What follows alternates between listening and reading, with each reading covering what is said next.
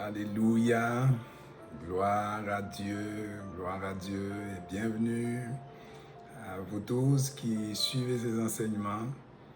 Alors, nous allons continuer sur le sujet que j'ai débuté il y a 2 semaines, disons, qui concerne le don du Saint-Esprit, le parler en langue, le baptême du Saint-Esprit, etc. Donc ce sujet-là, nous allons prier ensemble, comme d'habitude, et commencer. Alléluia. Merci Seigneur. Merci pour ton amour et merci pour ce privilège. Merci pour ce temps, Seigneur.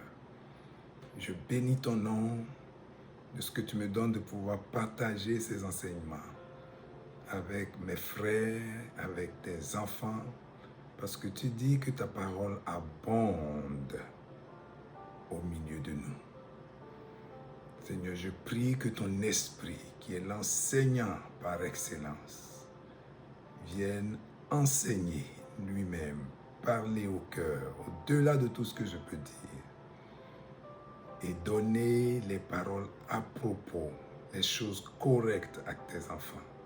Merci pour ton amour et merci pour ce temps d'édification dans le nom de Jésus. Amen. Alors, les 2 sessions précédentes, j'avais commencé à parler de baptiser et abreuver, qui étaient 2 choses que le Saint-Esprit faisait dans la vie, ou que le Saint-Esprit fait dans la vie de l'enfant de Dieu, et que cela faisait partie de l'œuvre du Saint-Esprit. On a vu que déjà dès le début, quand quelqu'un vient dans la famille de Dieu, ces éléments-là sont là. Alors, les passages que nous avons lus, je vais revenir un tout petit peu là-dessus, rappeler certaines choses et continuer aujourd'hui avec le don du Saint-Esprit à la Pentecôte et le don du Saint-Esprit chez Corneille. Voilà, je pense que c'est 2 éléments qui vont, 2 autres éléments qui vont nous aider dans cette série d'enseignements qui concerne ce sujet. Alors, je vais commencer d'abord par lire Actes chapitre 2, versets 38, 37 et 38.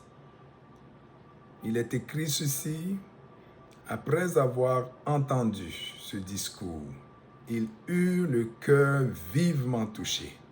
Et ils dirent à Pierre et aux autres apôtres, « Hommes frères, que ferons-nous » Pierre leur dit, « Repentez-vous et que chacun de vous soit baptisé au nom de Jésus-Christ pour le pardon de vos péchés et vous recevrez le don du Saint-Esprit. » Donc, dans ce passage qui fait suite à la prédication de l'apôtre Pierre à la Pentecôte,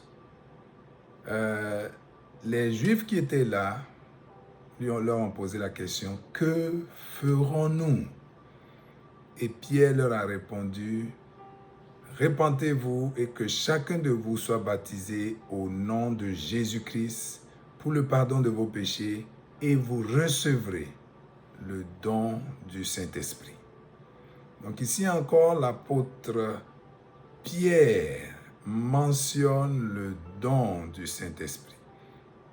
Et on voit les 2 éléments qui concernent le baptiser et le abreuver. Donc, faites-vous baptiser, et ce baptême physique, ce baptême dans de l'eau physique, dans de l'eau naturelle, je veux dire, est le symbole du baptême du Saint-Esprit dans le corps. Et il ajoute, « Et vous recevrez le don du Saint-Esprit. » Alors, baptiser et abreuver. Le don du Saint-Esprit ici, nous allons le voir dans d'autres passages. Ce terme est utilisé par les apôtres, dans les Actes des Apôtres, pour parler d'être abreuvé, de boire. Nous avons vu dans Jean chapitre 5, verset 37 à 39, et là c'est le Seigneur Jésus lui-même qui parlait, qui a dit, si quelqu'un a soif, qu'il vienne à moi et qu'il boive. Qu'il vienne à moi et qu'il boive. Première étape, venir à Jésus. Appartenir à Jésus. Deuxième étape, boire. Et la parole précise dans ce même passage, il dit cela de l'Esprit que devaient recevoir ceux qui croiraient en lui. Croire et recevoir à boire. La même chose est précisée par l'apôtre Paul et nous l'avons vu dans les sessions précédentes dans 1 Corinthiens chapitre 12 verset 13.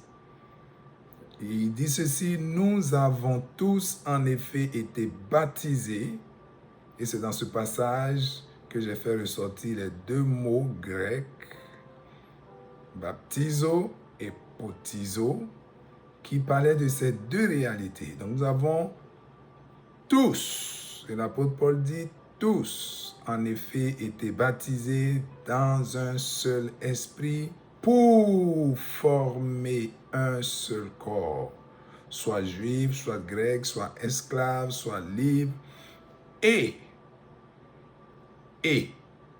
nous avons tous été abreuvés d'un seul esprit.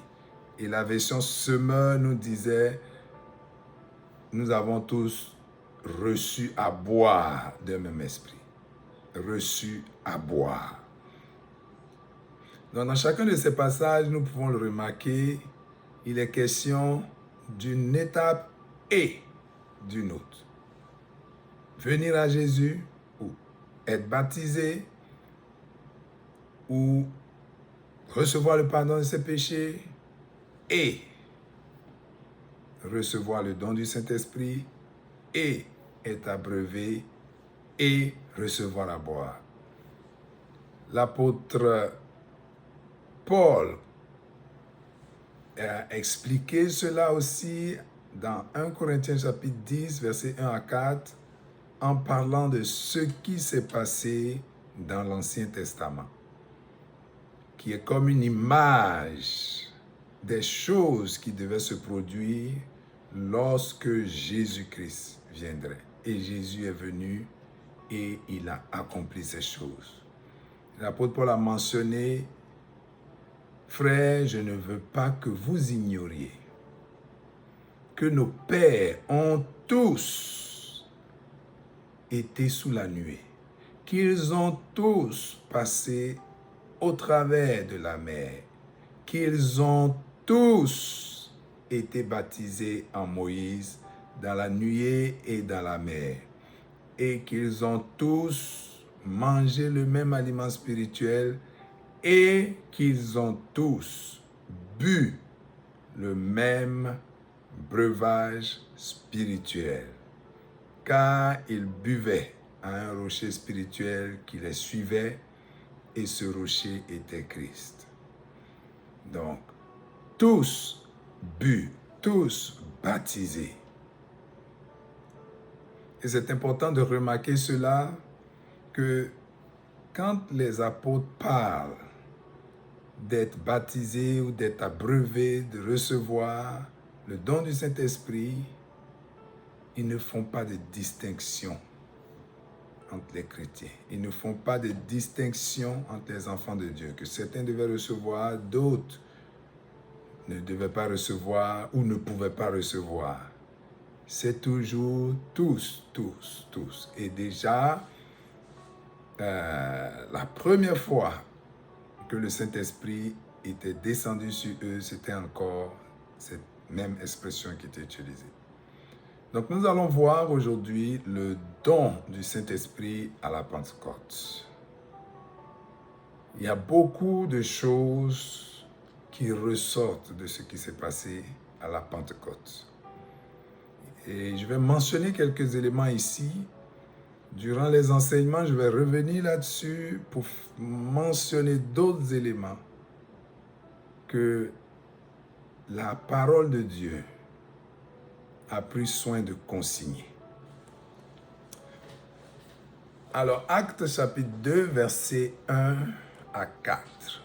Il est écrit ceci: le jour de la Pentecôte, ils étaient tous ensemble dans le même lieu. Tout à coup, il vint du ciel un bruit comme celui d'un vent impétueux, et il remplit toute la maison où ils étaient assis. Des langues semblables à des langues de feu leur apparurent, séparées les unes des autres, et se posèrent sur chacun d'eux. Et ils furent tous remplis du Saint-Esprit et se mirent à parler en d'autres langues selon que l'Esprit leur donnait de s'exprimer. Donc, nous connaissons ce passage. Nous avons probablement plusieurs fois lu pour ceux qui sont anciens dans la parole, qui sont chrétiens depuis longtemps. Et ce passage fait ressortir plusieurs choses. La première chose à laquelle je veux qu'on porte attention, c'est la façon dont le Saint-Esprit est venu sur les disciples le jour de la Pentecôte. La Bible nous mentionne que c'était sous forme de langue, comme la langue que nous avons dans notre bouche. Et pour moi, ça, c'est vraiment la sagesse de Dieu qui est à l'œuvre pour nous aider à comprendre ce que l'Esprit était en train de faire. Rappelons-nous que lorsque le Saint-Esprit est descendu sur notre Seigneur Jésus-Christ, après son baptême, il n'est pas venu sous forme de langue, mais sous forme d'une colombe. La venue du Saint-Esprit en ce moment sous forme de colombe témoignait également de quelque chose. Les signes que Dieu utilise sont des symboles et ont des significations. Mais ici, à la Pentecôte, Dieu décide que c'est sous forme de langue. Donc, des langues de feu se sont posées sur eux. Et la Bible dit sur chacun d'eux. Pas seulement sur ceux qui allaient être les 12 apôtres. Pas seulement sur les 12 apôtres et quelques-uns d'entre eux qui allaient être aussi appelés à faire le ministère ou d'autres choses. Mais sur tous ceux qui étaient assemblés. Et nous nous rappelons qu'il y avait 120 personnes dans la chambre haute. Il y avait des femmes, il y avait des hommes. Et sur tout cela, il y avait les disciples, il y avait d'autres personnes qui étaient, qui avaient accepté le message du Seigneur après sa mort et sa résurrection, comme par exemple ses propres frères, les propres frères du Seigneur Jésus. Et la Bible nous dit, des langues se sont posées sur chacun d'eux. Alors une langue, la langue dans la bouche nous sert à quoi? Rappelons-nous que c'est la toute première fois que Dieu envoie son esprit de cette façon. Et c'était une promesse de Jésus à ses disciples. Il a dit, attendez de recevoir ce que le Père a promis. Et au moment où cela se passe, cela vient sous une forme de langue de feu. Pourquoi pas sous forme de colombe? Pourquoi pas sous forme de fumée, de nuée? Parce que le Saint-Esprit s'est manifesté comme ça également. Écoutez, c'est vraiment un signe caractéristique de ce que Dieu était en train de faire. Et c'est le début d'une nouvelle dispensation. C'est le début de la dispensation dans laquelle nous sommes en tant qu'enfants de Dieu, en tant que chrétiens. Dans Jean 16, verset 7, il est écrit ceci: « Cependant, je vous dis la vérité. Il vous est avantageux que je m'en aille, car si je ne m'en vais pas, le Consolateur ne viendra pas vers vous. Mais si je m'en vais, je vous l'enverrai. » Alors Jésus parle ici du Saint-Esprit qui allait venir et faire une grande œuvre. Ici, le terme consolateur, ce n'est pas juste la consolation, mais le terme qui est utilisé signifie beaucoup de choses. Celui qui va être là pour nous aider, celui qui va nous soutenir, celui qui va nous consoler, celui qui va nous guider. Beaucoup de choses sont contenues dans ce terme qui est utilisé. On a traduit consolateur, mais si vous regardez bien, Saint-Esprit qui avait été promis, il y a beaucoup de choses qu'il était supposé faire ou qu'il est supposé faire dans la vie du croyant. Et ici, ce que je veux faire ressortir, c'est que Jésus dit, « Il est avantageux pour vous que je m'en aille. » Alors, je me rappelle qu'au début, et pendant longtemps, je me suis posé la question, comment est-ce que ça peut être plus avantageux que Jésus lui-même ne soit plus là? Qu'il soit là avec moi, c'est plus avantageux, c'était ce que je pensais. Et je n'arrivais pas à comprendre ce passage, mais Jésus dit qu'il est plus avantageux qu'il s'en aille, lui, et que le Saint-Esprit vienne. Le Saint-Esprit est venu. Et si la venue du Saint-Esprit, nous ne sentons pas que c'est plus avantageux que si Jésus était présent, c'est qu'il y a quelque chose que nous n'avons pas saisi.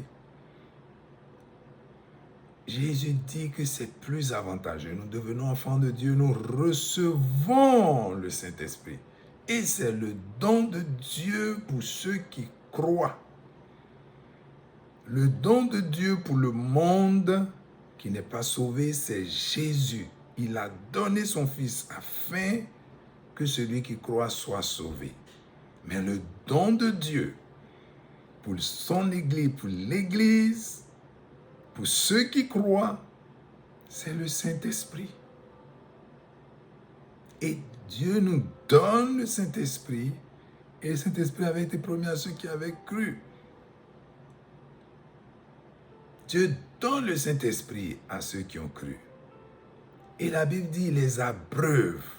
Quand tu as abreuvé, c'est parce qu'il y a une soif et tu as besoin de boire. Et le Saint-Esprit vient pour abreuver, est venu pour abreuver. Donc Dieu choisit pour l'introduction de cette nouvelle dispensation le symbole des langues de feu. Alors les langues, la langue, c'est à parler.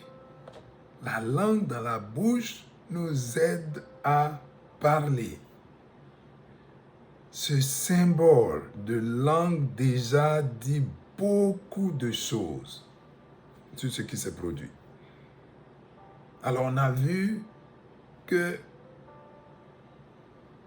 le Saint-Esprit est venu sous forme de langue et ils ont commencé à parler en d'autres langues. Cela n'avait jamais été mentionné dans la parole de Dieu. Il n'y a jamais eu de parler en d'autres langues dans la Bible, dans l'Ancien Testament, jusqu'à ce que le Saint-Esprit soit envoyé. Et le Saint-Esprit est venu sous forme de langue et ils se sont mis à parler en langue, en d'autres langues. sur chacun d'eux. Comme je l'ai dit, sans exception, ils ont tous été remplis du Saint-Esprit, ils ont tous parlé en langue. Cela nous montre que le parler en langue est vraiment une caractéristique de la dispensation dans laquelle nous sommes.